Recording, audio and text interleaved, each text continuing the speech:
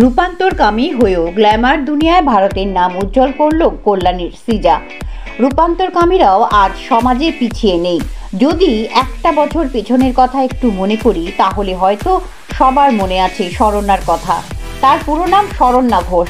হয়তো চিনতেও পেরেছেন কেউ কেউ। সে গত বছর উচ্চ মাধ্যমিকে 7ম স্থান অর্জন করেছিল। কিন্তু তার এই সাফল্যের পেছনে রয়েছে অনেক বাধা বিপত্তি। শুধু সে নয়, আমরা যদি একটু খোঁজ নিই তাহলে দেখব অনেক রূপান্তরকামীরাই আজ জীবনের দৌড়ে সফল। সেরকমই একজন নদিয়ার কল্যাণী 3 নম্বর ওয়ার্ডের কাঁঠালতলার বাসিন্দা সৃজা। সে রূপান্তরকামী হয়েও ইন্টারন্যাশনাল ফ্যাশন শোতে অংশগ্রহণ করে ইন্ডিয়া থেকে প্রথম হয়েছেন। আজ তাকে সবাই সৃজা বলে চিনলেও তার আসল নাম রঞ্জন। রঞ্জন ওরফে সৃজার জীবনেও নেমে এসেছিল সামাজিক নিপীড়িতার প্রভাব। বহুবার সমাজের ব্যঙ্গচক্ষুর প্রভাবে পরিবার সহ সবার মানহানিও হয়েছে। তবে সকল প্রতিকূলতাকে পেছনে ফেলে আজ সাফল্যের মৌটুক সৃজার মাথায়। তবে সৃজা জানাচ্ছেন, তার মতো সমাজে যারা রূপান্তরকামীরাও রয়েছেন তারা যেন হেরে না যান। লড়াই করে সমাজে নিজেকে, নিজের পরিচয়ে প্রতিষ্ঠিত হয়ে দেখানোটাই আসল লক্ষ্য হওয়া উচিত। তবে সৃজার সাফল্যের খুশি তার পরিবারের লোকজনও। তারা জানাচ্ছেন, প্রথমে কেউ সৃজার এই কাজকর্ম ভালো চোখে না নিলেও বর্তমানে তার সাফল্যের এলাকার সমস্ত মানুষ যথেষ্ট খুশি। পরিবারের লোক চায় সৃজা আরও এগিয়ে যাক এবং দেশের নাম উজ্জ্বল করুক। আরও বিস্তারিত জানতে চোখ রাখুন আমার বাংলার পর্দায়।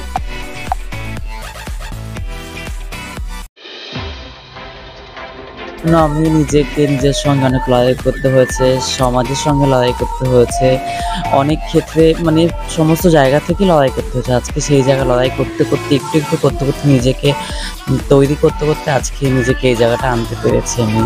সবাই তো বলে যে রূপান্তর মানে একটা সমাজে পিছিয়ে পড়া, ওদেরকে দিয়ে কিছু হবে না। এই যে বাধাগুলো, সেই বাধাটা তো এসছে নিশ্চয়ই তোমার কাছে। হ্যাঁ, 100 বার এসে, অনেক ক্ষেত্রে এসে হয়তো আমাকে দেখে সবাই ফার্স্ট মিনিটে মেয়েই ভাবে যে না একটা মেয়ে। তারপরে আমি যখন তার সাথে কথা বলতে বা কোনো রকম তখন অনেক রকমের পিছিয়ে মানে আমাকে এড়িয়ে যাওয়ার ব্যাপারটা আমি দেখতে পেয়েছি। এই জিনিসগুলো আমার সঙ্গে হয়েছে।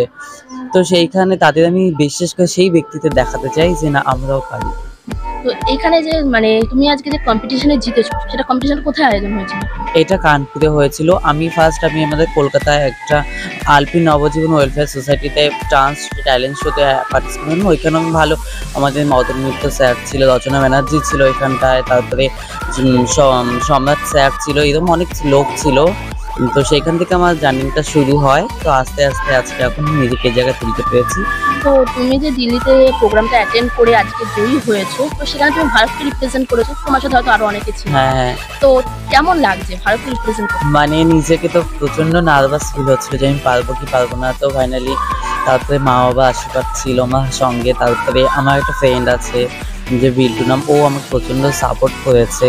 আর তারপরে ওদের সাহস নিয়েই আমি আজকে এই জায়গাটা আসতে পেরেছি। তো সমাজে যাই নাই বলুক, মা বাবার সাপোর্টটা কতটা পেয়েছি? মা বাবার সাপোর্টটা সবসময় পেয়েছি। কিন্তু মা বাবাকে হয় না যে, যেহেতু এটা তো একদম প্রপার টাউন না, তাই তাদেরও প্রবলেম ফেস করতে হয়, আমার জন্য এখনো করতে হয়। বা যে সেটাই আমি বলতে চাই সমাজকে যে আমরাও মানুষ, আমরা কোনো মেশিন মানে কোনো তৈরি করা জিনিস না। তাই আমি এটা বলবো, যে যেভাবে হোক তাকে সেভাবে অ্যাকসেপ্ট করা উচিত। তোমার মতো তো অনেকেই রয়েছে এখানে, যদি গ্রামে গঞ্জে ঘুরি তোমার মতো অনেকেই পাবো। হ্যাঁ। তো তাদেরকে তুমি কি বার্তা দিতে? তাদেরকে এটাই বলতে, সামনে এগিয়ে আসো, আমাকে দেখে সাহস পাও। অনেকে তো কল্যাণী কাঁঠালতলা 3 নম্বর ওয়ার্ড। আজকে এত সুন্দর একটা কম্পিটিশনে জিতেছে, কেমন লাগছে? আমাদের ভালো লাগছে। তো এই জার্নিটাই আপনারা কেমন ভাবে পাশে ছিলেন? আমরা সবসময়ের জন্য ওর পাশে ছিলাম। ছোটবেলায় যখন জানতে পারলেন যে ও এরকম, সমাজে অনেক কিছু বাধা বিপন্ন এসেছে, সেখান থেকে কিভাবে মেয়েকে সাহায্য করেছে? সেভাবে মেয়েকে অনেক রকমের মানে বাধা পড়েছে। বাধা পড়লেও আমরা বাধার থেকে উঠিয়ে ওকে আনছি। আর আনতে হবে, আমাদের তো সন্তান আমরা ফেলতে পারবো না, ফেলতে দিচ্ছি না, তাই আমরা টেনে নিয়ে আসলাম। কজন মানে আপনার সন্তান কজন?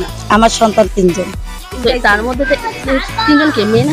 এখন মেয়ে। তো এই যে ওকে এই কাজ করবি না, ওই কাজ করবি না, এটা তো নিশ্চয়ই অনেক সময় হয়েছে।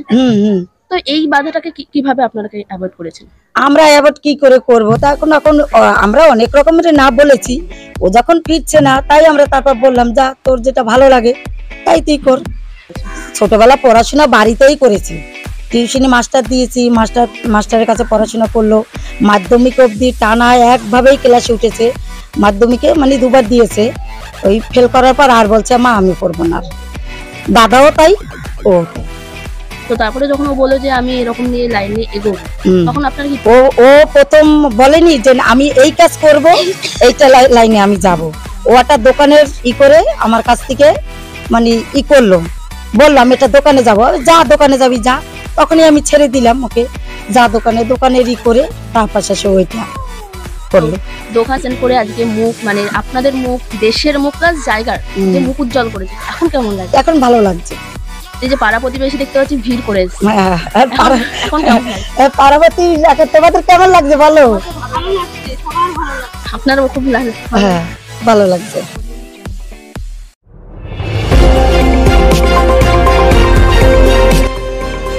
আমার বাংলা, সঙ্গে থাকুন, সঙ্গে রাখুন। আমার বাংলা।